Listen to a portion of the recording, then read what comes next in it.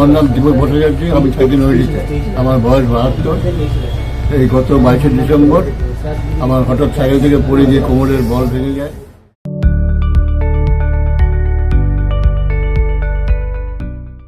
24 December আমার operation হয় এবং 25 ডিসেম্বর আমাকে ওখানে ওয়াকার দিয়ে হাঁটিয়েছিলেন, আর 26 ডিসেম্বর আমার ছুটি হয়ে যায়।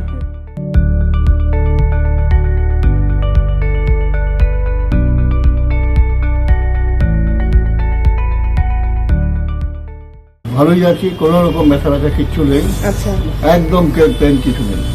আমি আবার চেক আপে এসেছি। হ্যাঁ, উনি আবার বললেন 1 মাস বাদে আবার এক্সরে করে আবার দেখাতে। আপনি হাঁটতে পারছেন তো?